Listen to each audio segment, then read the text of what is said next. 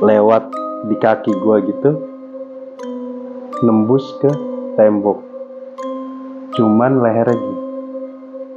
Bang, lu orang baru ya bang? Oh ya udah bang, betah-betahin ya bang, biar rame. Ada cewek ada pocong di pojokan. Ketemu lagi sama tukang sate. Si tukang sate bilang gini, bang mau kemana bang? Udah nggak ngontrak situ lagi? Enggak. Emang kenapa bang? Saya pikir bukan orang bang. Ternyata itu tukang sate pernah kejadian. Pas giliran dia anterin ke dalam, itu rumah kosong. Nggak percaya lagi gitu. Nggak percaya lagi sama orang yang keluar dari gang itu. Pas kita jalan begini, gue nengok ke arah temen gue yang lagi nyupir sambil ngeliat ke gang itu ada cewek itu lagi gini.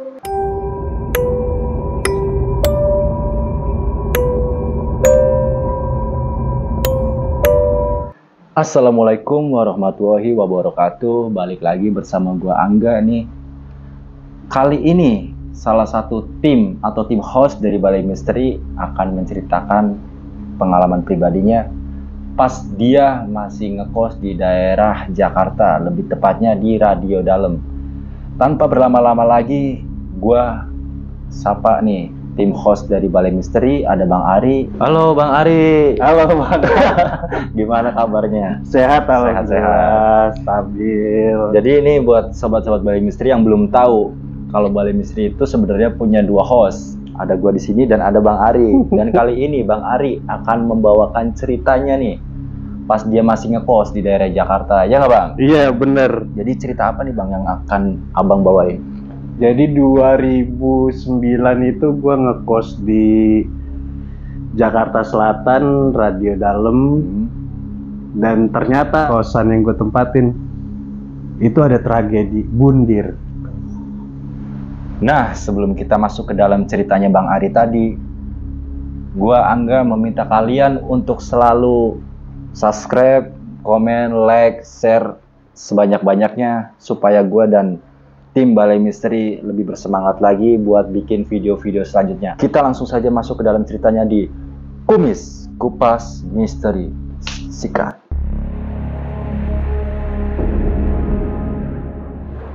Oke Bang Ari, ceritakan pengalaman Bang Ari tadi. Pengalaman gue tuh di 2009, waktu itu tuh gue baru kerja di Senayan City kan. Jadi barista kopi, terkenal juga itu. Nah, karena gue nggak punya kendaraan nih, gue kan tempat tinggal itu di Bojong. Iya. Bojong Gede. Nah, gue nggak punya kendaraan.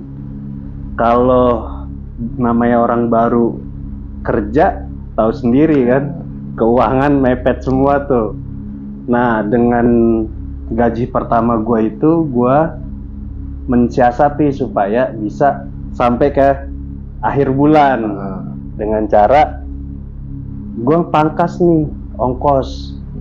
Gue ngambil keputusan untuk ngekos. Ya biar deket gitu. Biar deket. Kerjaan sama kosan. Biar deket. Karena kalau misalnya gue buat ngambil motor, cicilan motor pun kan belum bisa. Gue mulai cari temen buat ngekos nih. Oh, nyari partner gitu. Partner, biar bayarnya ya, bisa biar PT-PT gitu. PT-PT, patungannya kan. Nah, akhirnya ada temen gue yang tinggal di Depok. Dia mau juga untuk ngekos. Akhirnya dia bilang gini, ya gue nggak apa-apa deh, gue mau ngekos. Lagi juga kalau dari Senayan City ke Cilodong itu jauh. Akhirnya oke, kita sepakat mulai cari kosan tuh. Saat kita cari kosan, karena gue pernah main ke daerah Radio Dalem, akhirnya gue mulai cari di Radio Dalem situ. Lagi jalan, ternyata gue nemu gang nih. Itu pas lu nyari itu sendiri sama temen lu nih? Nggak, sendiri tuh. Sebelumnya berarti ya? Iya, jadi bukan sebelumnya. Justru emang udah ada kesepakatan. Berarti temen lu nyuruh lu buat nyari gitu. Nyari daerah situ. karena gue pernah punya temen di daerah Radio Dalam, gue jalan ke Radio Dalam cari-cari di situ. Ada satu gang yang gue nggak pernah tahu. Oh, nggak terlalu familiar gitu. Iya, nggak pernah familiar. Gue datang ke situ, gue pikir itu kan awalnya jalan ada tembusan dong. Oh iya ya. Jadi di situ itu lingkungan kos-kosan semua. Nah, udah gitu, gue tahu standarisasi harga kos-kosan di situ itu sekitar harga 700 sampai 1,5. Oh iya. Karena gue nyari yang lebih murah nih. Gue masuk gang daerah situ, masuk ke dalam, ternyata itu bukan jalan umum, tapi jalan buntu. Oh, jadi di apa namanya, aksesnya itu cuma motor doang itu? Iya, motor satu motor aja kita bisa masuk ke situ. Gue kasih tahu lagi nih, ada yang nanya. Di situ tuh pas mentok itu ada pohon bambu, kali, sama rumah satu. Itu jalur ini dari jalan utama itu kira-kira masuk ke dalam berapa meter itu? Wah, itu jauh banget itu. Ada sekitar radiusnya 600 meter. Lumayan juga ya? Lumayan. Kalau dari tempat kita berhenti naik angkot tuh, masuk ke dalamnya ada sekitar 600 meter itu. Setengah kilo lebih lah ya? Iya, setengah kilo. Setelah gue ke situ, karena ada rumah kosong, jadi bukan kosan, rumah kosong jatuhnya. Rumah kosong, gue puter balik dong, keluar lagi dong. Gue keluar lagi, ada ibu-ibu nanya, "Dek, mau ngapain?" Gitu. Gue bilang, "Lagi nyari tempat tinggal, Bu. Mau buat ngekos atau kontrakan yang murah gitu." Itu di dalam ada kan yang kosong? Ada, tapi nggak ada tulisannya, Bu. Nomor yang bisa dihubungi. Gitu kan. Oh, udah lewat saya aja. Gitu kan. Terus untuk kunci gimana? Kunci ada, kalau ada yang mau lihat sekarang bisa. Ya udah, akhirnya gue masuk dong situ kan. Gue lihat, wah ini bukan kosan, ini mah kontrakan. Satu rumah. Oh, satu rumah gitu. Jadi pas kita masuk itu ruangannya lebar, bukan panjang ya kalau lebar, tapi disikat 2. Oh. Jadi lebar gini, ini buat kalau rumah tangga ya, biasanya itu buat ruang nonton TV, di belakangnya buat kamar, terus ada akses lagi kamar mandi di pojok. Oh, berarti ngotak begitu? Kotak. Nah, setelah itu kan udah lihat-lihat, tempatnya adem juga kan, gue sudah srek dah. Ya udah di sini aja deh. Tanpa setujuan temen nih. Gue tanya harganya berapa, Bu? Ternyata 500.000. Murah ya untuk murah buat saat itu ya. Kategori di situ ya. Satu rumah 500.000. Seneng dong hati. Ya udah, langsung ke Senayan City kan, ke tempat kerja. Bilangin, infoin, karena waktu itu baru ada BBM doang. Iya, ya HP di jam itu kan masih. Iya. Saat itu kan nggak ada WhatsApp ya, masih BBM ya. Udah kelar itu gue datang ke sana, gue bilangin, informasin ke temen, ini ada satu rumah 500.000, mau nggak? Tempatnya adem, enak. Terus gimana? Kita PT-PT 2,5 gitu kan. Oke deh, worth it deh buat sebulan daripada gue bolak-balik. Jauh juga kan Jakarta. Jauh, Jakarta Bojong sama temen gue Jakarta Cilodong. Akses dia punya motor. Tapi ambruk di badan kan. Iya, akhirnya kita oke, setuju, boleh. Setengah bulan kemudian itu gue langsung bayar full sebulan. Gue bayar full sebulan, gue cuman gue bilang, nanti hitungannya gimana nih, Bu? Ya udah, saat ini kamu bayar, terus mau nempatinnya kapan? Saat itu juga dihitung sebulan. Gitu kan. Oke deh, Bu. Akhirnya oke, kita seminggu, nggak seminggu, 3 hari kemudian pas saat gue libur, Gua libur, temen gua libur juga. Emang udah janjian. Yuk kita pindahan. Bawa baju aja lah. Berarti pindahan itu lu ngambil pakaian dari Bojong apa yang tadinya di kerjaan ada mes atau gimana Bang? Oh enggak. Gua ngambil dari Bojong. Oh, balik dulu nih ke rumah. Gua balik dulu ke rumah. Gua ambil baju, rapi-rapi, beres-beres. Sama temen gua juga kan, dia udah habis beres-beres. Kita sama-sama ke sana kan. Sama-sama ke sana. Akhirnya kita taruh, cuman kayaknya sepi banget nih. Nggak ada TV, nggak ada Magicom. Niatnya pengen bener-bener irit gitu kan. Setelah itu malam itu masih belum gue tempatin Karena emang belum ada fasilitas. belum ada fasilitas. Jadi itu di dalam kosan itu yang lu ngontrak itu fasilitas yang lu dapat itu apa aja Bang? Kasur doang. Oh, kasur doang. Kasur kapuk, tau nggak? Oh iya. Yang warna merah. Yang kalau nggak dijemur keras ya di Iya, badan. yang nggak dijemur keras tuh. Wah, cuman satu itu aja itu. Malam itu gue pulang, nggak nginep di situ, nggak langsung nginep kan. Pulang, pamitan sama orang tua deh. Sekalian berangkat kerja kan, sekalian gue pamitan bilang mulai ngekos, mulai ngontrak gitu kan. Karena buat alasan gue emang bener buat irit, biaya apa namanya, ongkos gitu kan. Udah malamnya itu gue di situ. Sama temen lu nih, apa lu sendiri nih? Gue sendiri. Hari pertama lu tidur. Hari pertama gue sendiri tidur di situ. Mulai gue tidur di situ. Awalnya di malam pertama nggak ada apa-apa, masih biasa kan. Tapi kan karena jajan di daerah situ mahal biayanya, akhirnya besokannya tuh gue balik lagi pulang. Jadi nggak nginep di situ di malam keduanya. Di malam keduanya itu gue nggak nginep. Gue pulang cuman ngambil Magicom buat dibawa ke sana kan. Inisiatif lah. Inisiatif. Gue biar masak sendiri lah gitu kan. Akhirnya gue bawa Magicom. Di hari kedua, berarti malam ketiga ya. Malam ketiga itu gue udah ada Magicom di rumah. Gue kebetulan gue masuk siang, dapat shift siang. Pagi gue udah ada di kosan, gue udah taruh Magicom, terus berangkat kerja. Pulang udah tinggal masak nasi, gitu kan, buat makan.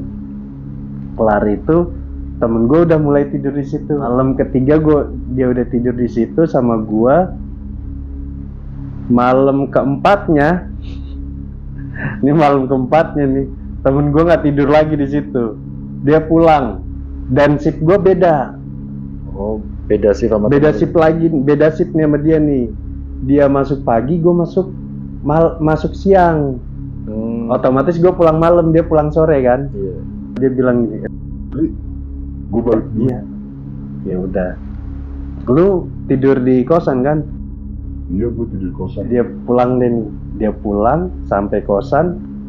Terus pas malamnya gue pulang ke kosan, dia udah nggak ada. Oh, jadi dia nggak tidur di situ nih? Iya, bajunya juga udah dibawa pulang. Oh, Bingung dong gua. Ini orang mau ngekos apa enggak sih gitu kan? berarti lu masih bertanya-tanya? Masih bertanya-tanya gua. Mana gitu? Ini orang kemana pulang gitu kan? Gua nggak merasakan apa-apa nih. Balik lagi gua nggak merasakan apa-apa. Tapi kondisinya saat malam itu tuh hujan angin. Oke. Hujan angin nih. Tahu kan kalau bunyi bambu kegesek, srek, Iya, berisik kan ya. Itu gue masih biasa aja. Itu atapnya genteng apa asbes apa? Atapnya genteng. Udah gitu, gue belum bisa tidur malam itu tuh. Gue masih main handphone. Kaca di jendela itu kayak beradu kayu kan, cetak gitu. Pas gue buka nggak ada. Sempet gue pikiran negatif nih, wah mungkin temen gue pulang karena ada yang iseng nih gitu. Ternyata gue pastikan lagi supaya gue buat netralisir pikiran gue nih kan. Gue buka pintu, ternyata kan batang pohon bambu yang sampai ke jendela. Akhirnya gue positif. Pohon bambu. Ya udah, gue masuk lagi, gue kunci lagi, tutup lagi tuh pintu. Tidur masih biasa, beda shift lagi, tapi gue sempat ketemu sama dia. Kenapa lu nggak tidur di kosan? Katanya pulang ke kosan. Enggak, Ri, ntar aja dah gue pulang ke kosan. Kata dia gitu kan. Masih ngumpetin ya. Ini orang kenapa sih? Sampai gue tanya gitu, lu kenapa sih kagak mau tidur di kosan? Enggak apa-apa. Jangan-jangan ada apa-apa nih? Enggak, Ri, nggak ada apa-apa beneran. Gitu kan. Oh ya udah, nggak masalah deh. Ini malam ini lu tidur lagi nggak ke kosan?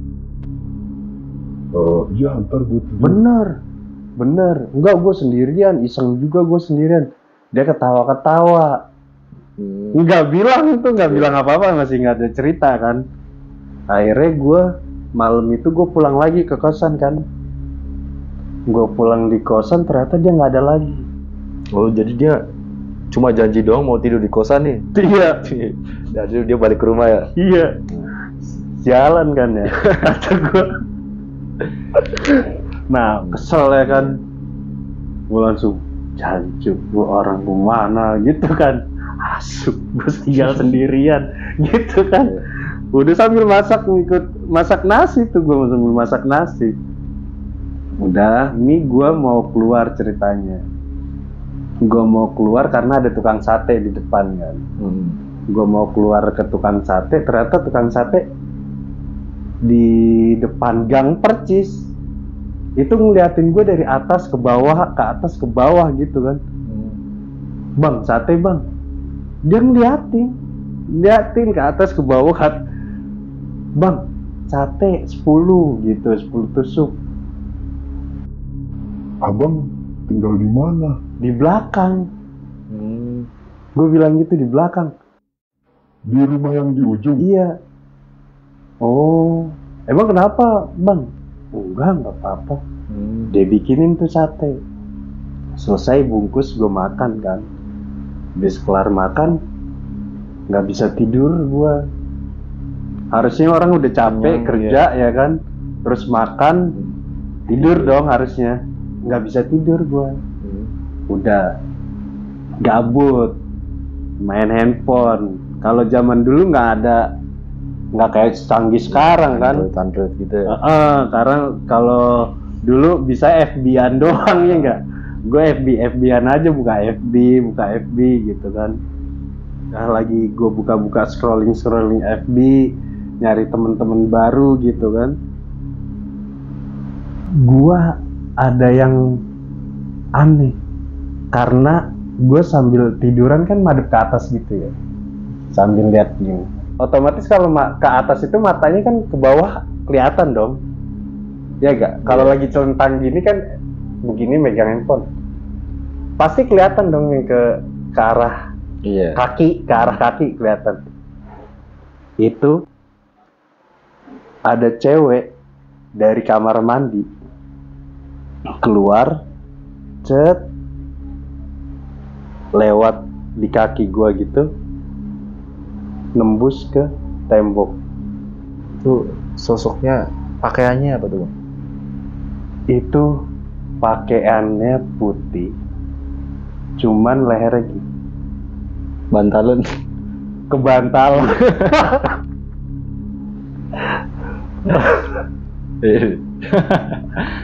Salah urat kali ya? Okay. Salah bantal. Oh ya, salah bantal.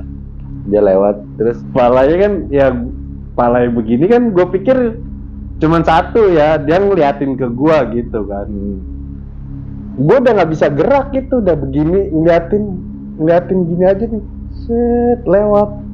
Udah gitu kan gue, wah udah terpaku lah, nggak bisa bergerak. Nembus baru tuh gue bisa bergerak. Astagfirullahaladzim gitu. Baru nggak berarti ya? Baru nggak gue langsung. Dia tuh pas jalan itu dia ngeliatin lu apa emang cuma jalan doang gitu? Kayak seakan-akan nggak ngeliat lu bang? Ya kan lehernya begini. Ya kan di otak gue, pikiran gue gini doang nih. Dia itu lagi ngeliatin gue gitu. Ya udah, akhirnya gue juga langsung refleks, astagfirullahaladzim. Udah kayak gitu gue langsung tengkurap kan, tiduran. Tengkurap, udah gue baca-baca apa yang gue bisa aja gitu. Akhirnya tiduran. Besok kayak gue berangkat kerja lagi, gue ngoceh-ngoceh sama temen gue, bantuin temen orang mah tidur ya, kayak gue nggak justru nggak ngarepin dia ngomong atau cerita hal-hal mistis di situ, nggak. Maksud gue, lu kan emang mau ngekos, ayolah bareng-bareng gitu kan. Nah temen gue cuman nggak marah, cuman ketawa-ketawa aja, dia ketawa aja. Emang kenapa sih gitu doang tuh dia. Enggak apa-apa, gini udahlah gue nggak mikirin kan. Karena gue kapok malam itu, gue nggak tidur di kosan. Gue pulang ke Bojong kan. Di Bojong itu gue mikirin gimana supaya gue betah gitu. Dan gue nggak ngerasa keganggu sama dia orang gitu, sama dia makhluk gitu kan. Gue inisiatif lagi deh, gue bawa TV. Dibawa semua nih yang dari rumah? Iya, akhirnya gue bawa semua. Pindahannya? TV di kamar gue tuh kan 14 in. Gue pikir kalau naik motor mah bisa kali lah gitu, walaupun TV tabung. Nah, gue minta tolong sama temen rumah gue tuh buat bawa TV buat ke kosan gue kan. Akhirnya sebelum gue berangkat kerja, gue minta izin buat masuk siang. Jadi gue ganti shift aja gitu. Pagi gue ke kosan bawa TV, gue taruh. Sekaligus temen gue itu nganterin gue berangkat kerja. Udah pas di tempat kerja ketemu lagi nih sama temen gue. Sekarang lu udah nggak iseng karena gue udah bawa TV. Oh ya udah, ya deh ntar gue pulang dah hari ini ke kosan gitu. Ya udah, nih kuncinya gue kasih. Ini nggak ada serep, nggak apa-apa. Serep lu simpen aja. Ini kunci gue lu pegang. Iya, biar dia nggak nipu lagi. Iya, biar dia nggak nipu lagi, maksud gue gitu kan. Biar lu nggak nipu gue lagi. Nih pegang nih kunci gue. Kan lu udah punya serep, nggak usah lu pakai. Nih pakai kunci gue aja gitu kan. Udah. Malam gue pulang dari sono, nggak ada lagi temen gue. Terus kuncinya? Digantung di situ. Iya, di tempat kuncinya udah nyantel aja. Gue langsung marah juga dong, marah-marah lagi. Ini orang goblok apa dongo sih dalam hati gue. Karena di dalam ada TV kan, takutnya TV gue hilang gitu. Udah deh, dari situ gue cari makan lagi. Emang biasanya kalau masuk siang, pulang malam, pasti gue nyari makan lagi tuh. Balik dulu ke kosan, naro ganti seragam apa segala macem, baru gue cari makan. Gue keluar lagi. Di situ tadinya nggak ada anak-anak yang nongkrong, sekarang ada anak yang nongkrong kan, depan gang.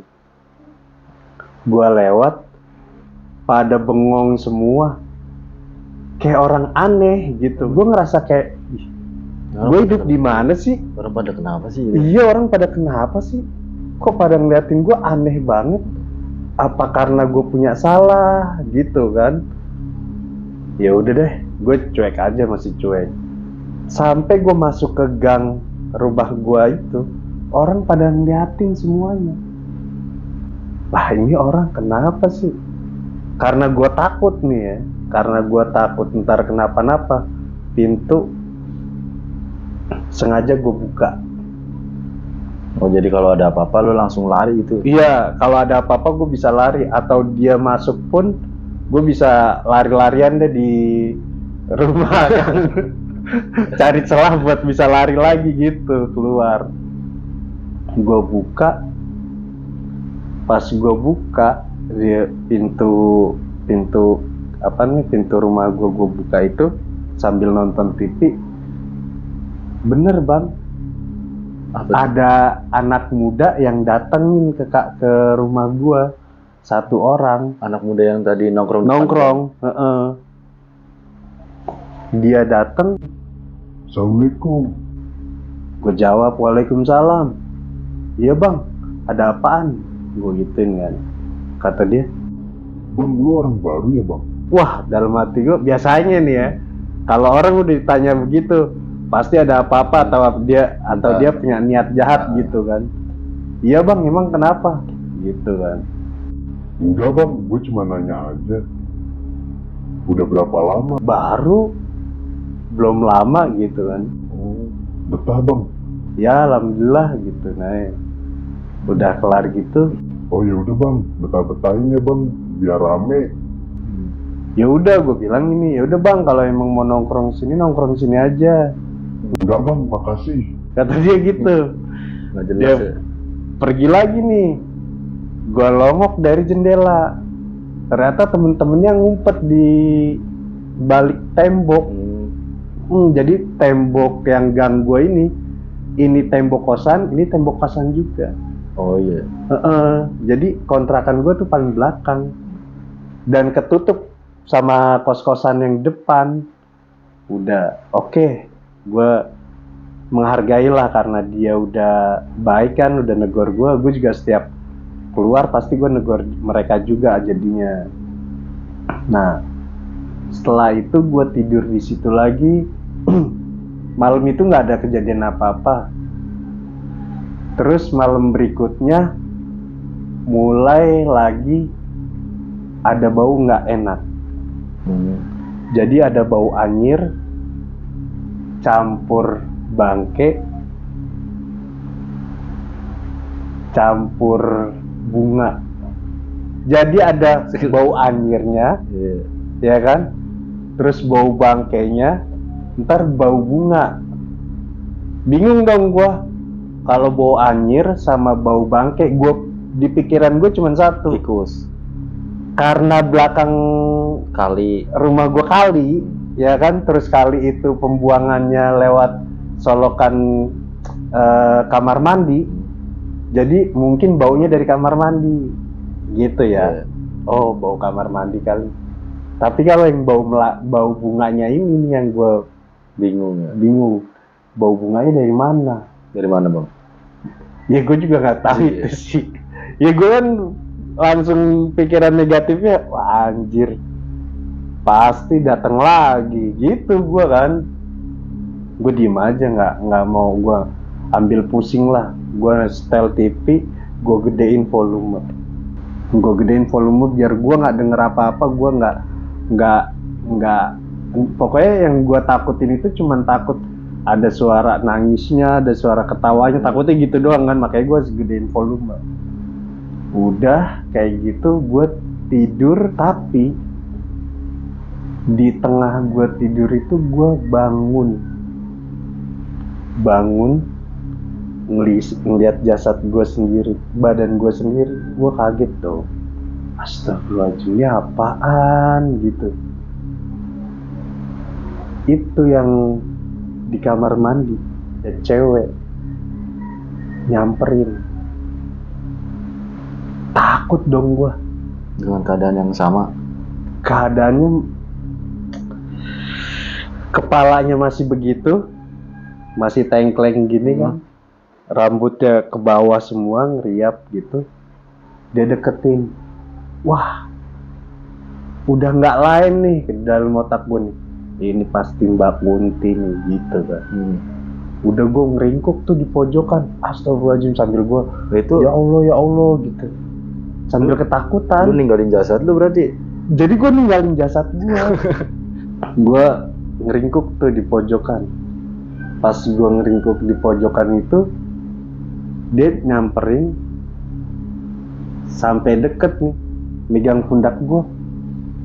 Kayak mimpi di dalam mimpi. Gue pas dipegang gitu, gue kegambar dia lagi tragedi, dia kayak ilustrasinya gitu. Iya, ilustrasinya dia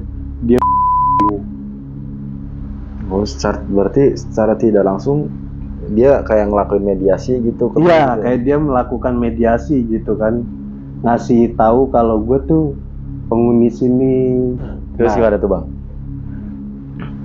Gue nggak nanya banyak ya, tapi dia bilang gue itu kondisi meninggalnya di kamar mandi tersebut. Karena kamar mandi tersebut kan apa namanya? Jadi ada tembok setengah. Oh, nggak full Nggak full sampai plafon, nggak, cuma setengah. Dan di plafonnya itu ada apa ya namanya? Kayu yang nggak dipakein plafon. Oh, kayu kaso gitu. Kayu kaso gitu. Terus gue lihat di situ tuh dia naik ke lembak gitu, dia sangkutin talinya, dia tarik gitu kan, udah sampai gitu dia kalungin, loncat sengaja. Oh, jadi gantung dan nggak ada yang tahu. Di situ kondisinya dia sendiri. Akhirnya dari situ gue ngeliat, karena lihat itu gue kayak ketarik lagi tuh, ruh gue tuh kemana? Ketarik ke badan, bangun dengan istighfar. Bukan mimpi tuh. Iya, itu kan kondisi gue lagi tidur. Gue lagi kondisi tidur, ruh gue tuh keluar. Iya. Ya kan? Tapi gue ngeliat jasad gue sendiri. Karena ketakutan dia samperin, dia cuma megang pundak. Nah, terus setelah itu kegambar tuh. Oh, gambarannya tragedinya dia kan, tragedi dia. Tapi gue nggak tahu kenapa dia bisa begitu. Cuman itu aja. Nah, setelah itu, oke, gue mulai berusaha bersahabat dengan mereka gitu. Dengan dia nih sosok. Dengan dia itu sosok tersebut. Gue berteman sama lu, gue sholat di situ. Pak subuh gue sholat di situ, langsung gue kirimin Al-Fatihah sama si almarhum gitu kan. Walaupun gue nggak tahu namanya, tapi kan Fulan bin Fulan. Udah kelar kayak gitu, siang gue sakit. Oh, berarti setelah kejadian itu lu sakit. Drop 1 minggu. 1 minggu. Iya, gue tahu ya. Iya. Kan udah tadi cerita. Gue 1 minggu gue sakit, 3 hari. Setelah sakit atau masih dalam masih kondisi sakit nih. Masih kondisi sakit, tapi sebelum seminggu itu kan 3 hari setelah lagi sakit itu gue ditanyain sama temen-temen, kemana kok nggak masuk nih orang nih, sampai temen gue semua pada telepon. Gue bilang gue sakit gini. Temen kosan lu gimana gitu kan, temen kosan gue nggak pernah pulang gitu kan. Ya udah, pada dateng satu shift.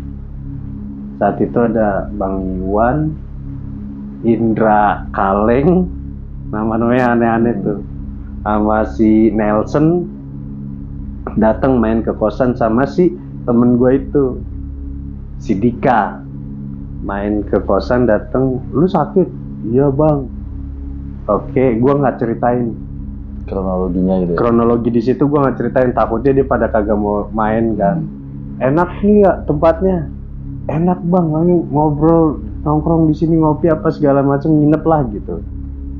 Udah dikerokin nih gue sama Bang Iwan, dikerokin merah semuanya. Dikerokinnya mending kalau pakai koin. Lu tahu pakai apa? Bawang merah. Centong nasi. Bukan sendok semen untung ya. Centong nasi yang besi. Ya. Iya, itu dikerokin pakai itu gua. Sampai merah. Saking nggak ada recehan tuh. Kan udah selesai dikerokin kayak gitu, gue masih sakit selama seminggu itu. Temen gue nggak ada yang datang. Oh, setelah 3 hari pada datang, setelah itunya udah nggak ada. Nggak ada yang datang tuh. Ini orang kemana? Gue udah tahu gue sakit, orang mau dateng kek, nemenin kek atau apa kek? Nggak ada yang datang. Setelah gue sembuh, gue tanya temen sakit, nggak ada yang jenguk, nggak ada yang nemenin atau gimana gitu kan? Ogah gue. Tuh kata temen gue, mau apa sih? Gue denger dari si Dika. Dika ini siapa nih? Partner pertama lo ngekos? Iya, temen yang pertama gue ngekos tuh. Kata si Dika, itu rumah angker. Emang lu nggak ngerasain? Kata temen gue. Si Bang Iwan Bopeng. Bang Iwan sama Indra Jegel. Indra Kaleng. Berisik banget dong berarti. Iya, gombreng. Lu kata siapa sih bang? Kata si Dika. Si Dika ini bilang begini, jangan pada main sono. Gua sore-sore aja udah tampakin. Penampakan kata dia. Di kamar mandi ada cewek ganteng. Itu yang dia lihat. Akhirnya dia kan pergi nih, mau pergi dari kosan kan malam itu. Sebelum gue pulang nih, jadi dia cerita sebelum waktunya gue pulang, dia menemukan itu kan, ada cewek gantung diri di kamar mandi. Dia keluar rumah mau muter sepeda motornya, ada pocong di pojokan. Jadi yang Dika lihat itu wanita itu yang bundir sama sosok pocong di pojokan deket kali. Itu kejadian habis maghrib apa sore? Itu habis maghrib. Kan gue pulang kerja itu tutup mall itu jam 10. Closingan gue dari jam 10 sampai jam 11. Jadi jam 11 malam gue baru pulang. Nah, dia nemuin itu jam 9 sampai jam 10-an. Gitu. Makanya kunci yang gua kasih itu dia gantung di situ. Dia pikir paling jam 11 juga dia udah pulang gitu kan. Nah, waktu gua ngasih kunci itu ternyata dia datang ke situ cuman buat nyantelin kunci doang. Dia nggak berani buat masuk. Karena dia hari ketiganya itu dia tidur di situ, istirahat di situ, udah diganggu duluan. Makanya kata temen-temen gue, berani juga lu di rumah angker gitu kan. Karena gue setelah itu gimana bang? Bukannya gue berani, terpaksa. Karena gue belum bisa punya kendaraan kan. Kalau naik kereta di zaman itu masih tahu sendiri. KRL nggak kayak KRL sekarang ada ayam, kambing. Iya, kalau dulu ayam, kambing sampai naik-naik ke atas lah kayak gitu kan. Gue juga mikirin keselamatan diri gitu. Cuman selama perjalanan sisa beberapa hari itu gue masih bertahan di situ. Nggak menemukan, masih ada lagi, cuman nggak terlalu intens. Nggak intens. Hanya lewat gitu doang. Ya gue udah kenal, udah biarin aja lah gitu. Tapi dengan kondisi tetap sama. Jadi lu di situ full 1 bulan dan lu udah nggak mutusin buat ngekos di situ lagi. Setelah itu gue pindah malam, ketemu lagi sama tukang sate, sama anak-anak di situ kan. Gue pindah malam tuh terpaksa gue mesti sewa mobil. Ya kan, karena gue bawa Magicom, bawa TV, ya kan. Udah, gue masukin mobil. Si tukang sate bilang gini, Bang, mau kemana bang? Pulang ah. Udah nggak ngontrak situ lagi? Enggak. Emang kenapa bang? Gitu kan. Nggak apa-apa. Nah, sekarang kalau misalnya abang sendiri kenapa? Kok nanya saya sama pertama kali kita ketemu nih, saya beli sate abang, abang ngeliatin saya dari atas ke bawah, atas ke bawah. Saya pikir bukan orang, Bang. Ternyata itu tukang sate pernah kejadian. Ada cewek keluar dari gang situ, beli sate dia, ya kan? Minta dianterin ke dalam. Pas giliran dia anterin ke dalam, itu rumah kosong. Nggak ada penghuninya. Dari situ dia Nggak percaya lagi gitu. nggak percaya lagi sama orang yang keluar dari gang itu.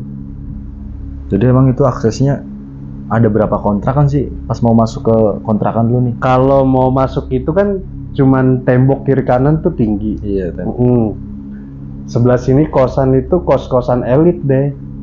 Kos-kosan elit, kalau nggak salah sini ada berapa baris ya? 3 apa 4 baris. Sebelah sana gang lagi.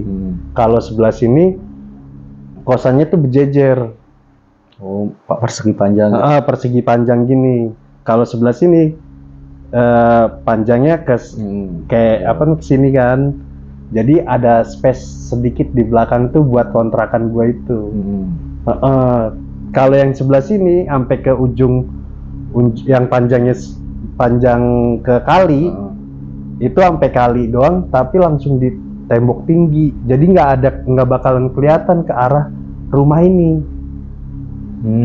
Nggak kelihatan. Jadi gue tuh diapit sama tembok-tembok. Udah nggak bakal ada akses. Pohon bambunya itu di belakang belakang tembok gitu. Ada akses sedikit buat masuk motor sama motor 2, 3 ada gitu. Nah, setelah gue diceritain gitu sama si tukang satenya, gue minta tolong sama temen gue, kita bareng-bareng yuk ngambil TV. Emang kenapa? Nggak apa-apa. Ya udah ambil ngangkatin TV, udah gue kunci mobil kan. Jadi dari gang itu, walaupun ada gang depan ya, gang depan itu kan gede ya, walaupun ada 2, dia akses bisa nyambung. Jadi modelnya kalau kita lihat dari atas tuh letter U gitu.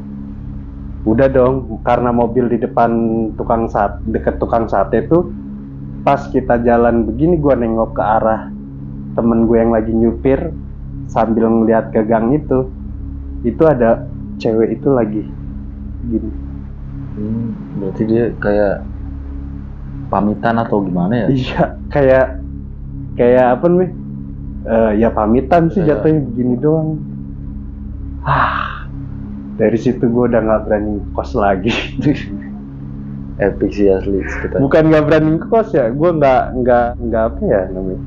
Udah nggak mau cari kosan daerah situ, walaupun gue kerja di daerah Senayan atau deket-deket situ ya kan, nggak berani. Ini yang mau gue tanyain gini nih Bang, lu pernah denger histori tentang perempuan ini nggak dari warga sekitar gitu? Kalau histori dari yang anak muda. Iya, anak muda. Yang nongkrong situ. Atau salah satu warga yang pertama kali lu datang ke situ tuh yang ngasih nomor kontaknya yang punya kontrakan itu. Kalau dia mah nggak ada cerita. Justru si anak muda itu yang habis gua ngobrol sama si tukang sate ini, ada anak muda yang nyamperin juga, dan dia bilang, Bang, itu kan tempat orang mundir, Bang, perempuan itu, dan dia tinggal sendiri di situ. Kejadiannya berapa ini? Wah, kalau untuk kejadian gua nggak nanya ya tahun berapanya, tapi di situ pernah ada kejadian seperti itu. Nggak, kayaknya waktu saat itu mah berita nggak terlalu heboh kayak sekarang. Bisa viral kan, kalau dulu kan nggak viral kayak sekarang lah, bisa masuk Google, bisa masuk apa gitu kan. Ini nggak ada. Nggak tahu ini perempuan orang mana gitu aslinya atau apalah keluarga. Terus pas dia diri ini kan, yang tahu ini siapa Bang? Yang pertama tahu gitu? Yang pertama tahu itu yang punya ibu-ibu yang itu. Oh, ibu-ibu yang ngasih lu kontak. Katanya anak muda nih ya, informasi. Ibu-ibu ini mau nagih bayaran kontrakan. Pas saat ke situ pintunya ternyata nggak dikunci, dia main masuk aja. Pas masuk dia periksa keliling situ nggak ada orangnya.